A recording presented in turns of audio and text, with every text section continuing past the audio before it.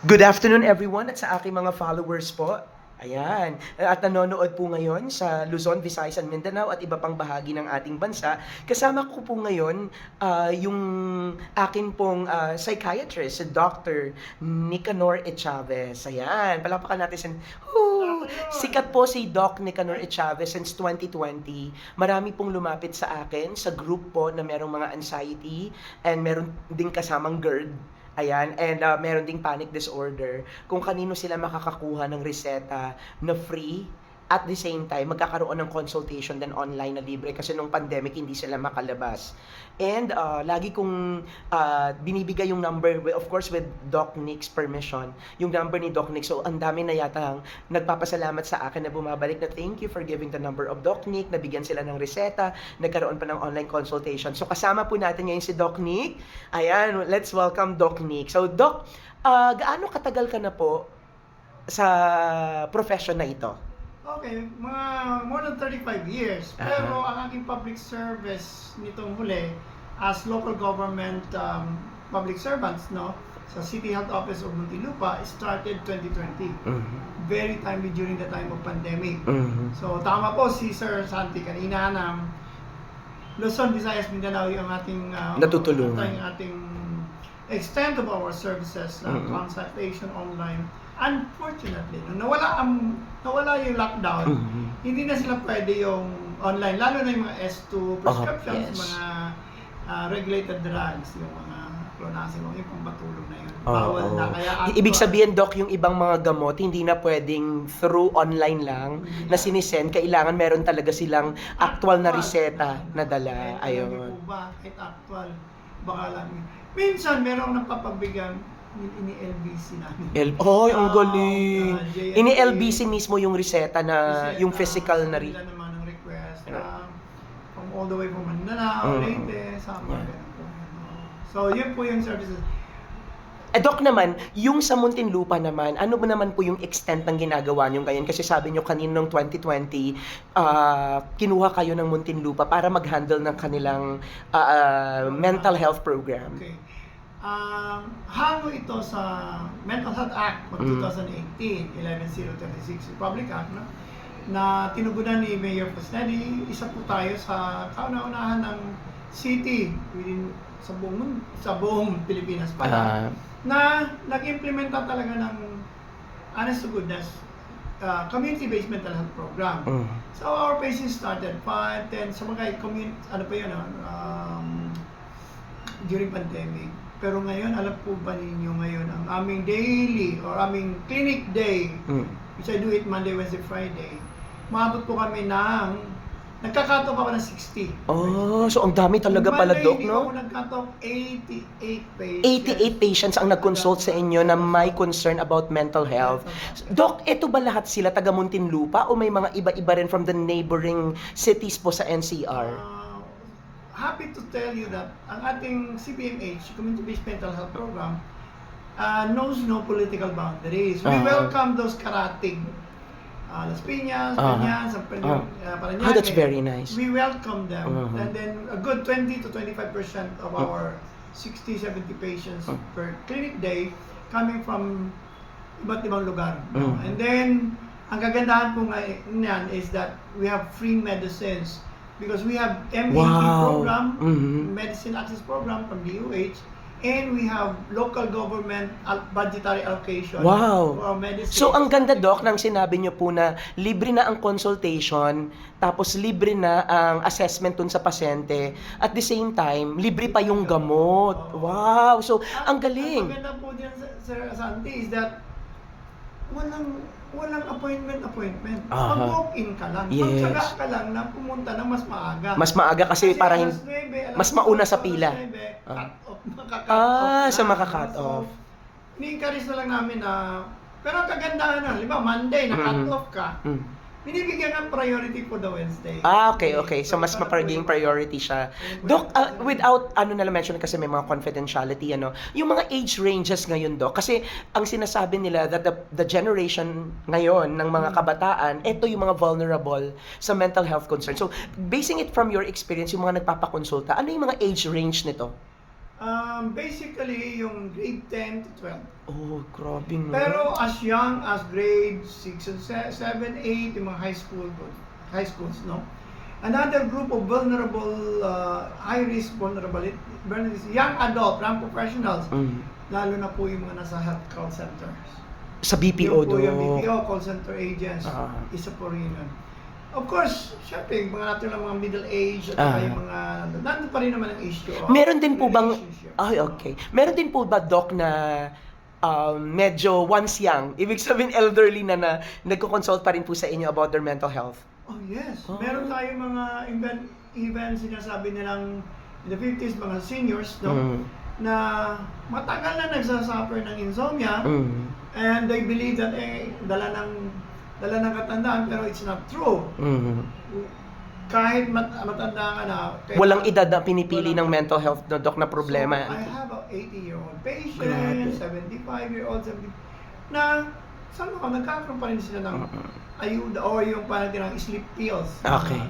Very safe naman. Doc, doon ba sa mga in-assess mo ng mga pasyente, meron pa rin bang kaya sila hindi nagpapakonsult kasi nagkakaroon ng discrimination, nahihiya sila? May mga ganun pa rin po bang mga issues po? Factors pa rin yung tinatawag natin stigma. Stigma, yes. Stigma against mental disorder. Mhm. Yun po yung panawagan nga natin. Bukod sa advocacy of mental health, isa doon ay stigma fighting, yan ang laban. At nakasaad talaga specifically yan sa Republic Act 11026. May programa dapat ang tinatawag natin fighting against mental health disorder, mental health stigma. In fact, WHO, meron siyang program na labeling or identifying some of my recovered patients. Wow. Recovered patients of anxiety depression. Ang tawag sa kanila is PWLEs. Person with life experience. Oh. So utilizing the previous experience of having handled depression, anxiety, sila po yung ginagawa This time, ng nagiging alay. inspiration. Yeah, alay. Tsaka sila Doon sa may yung- mga pinagdadaanan. Okay. Yes. Parang you support also eh. Kasi, syempre, ibig sabihin, hindi katapusan ng buhay mo if you are suffering from mental health issues. And No? identified po ito, Sir Santi, as this PWLEs becomes your mental health advocate. Wow. Sila na yung nag-ano ng hikayat na to live in a health lifestyle. Number Yes. 2, sila na yung number 1 stigma fighters. Okay. Mga ka-allies Ang galing. talaga. Pagkatapos, yung pangatlong is very important, magiging mental health responders sila. Ay, ang galing. Meaning, they do not have to diagnose. Pag meron sila nakita something, you know what, I've been there. Sasabihin niya, pag meron kayong seek professional help, Yes. etc. Sila yung naging, ang tawag ko doon, sila yung Marites and Marisol. At least in the good way.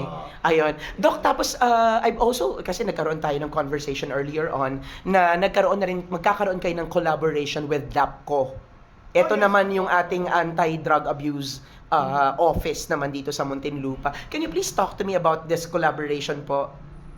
With the aid ng USAID, kasi ang ating DAPCO ng Muntinlupa, nagkaroon ng programa, 2 to 3-year program, sponsored by the USAID, no? Renew Health ka ang yung agency ng ano doon, and so happen, kaklase ko yung nandoon. Nagkaroon ngayon ng collaboration ang CBDR, yung Community-Based Mental Health Drug Rehabilitation at Community-Based Mental Health Program.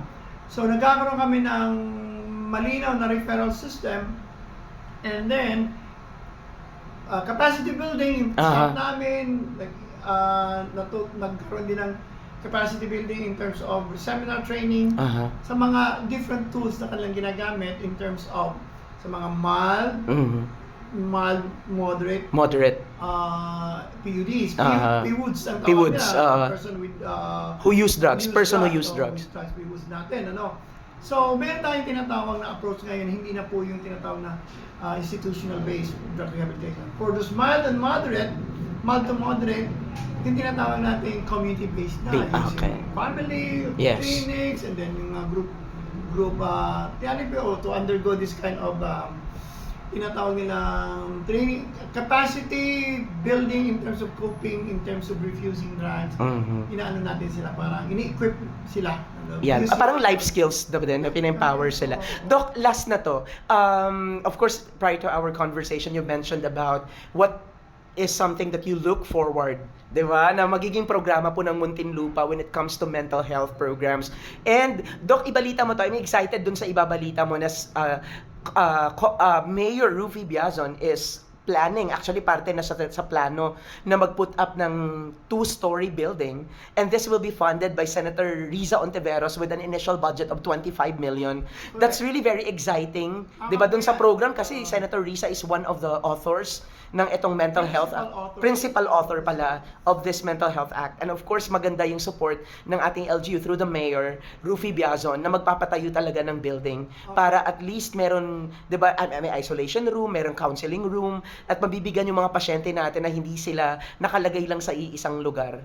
So, can you please talk to me about this and how do you feel about the present development for Muntinlupa? I'm quite excited kasi actually, matagal nag-request na rin ako niyan, at and then the former mayor wrote the DOH, and then now they nasa katuparan, although nasa planning, pero klaro-klaro na. In fact, nandiyan na sa budget ng 2025.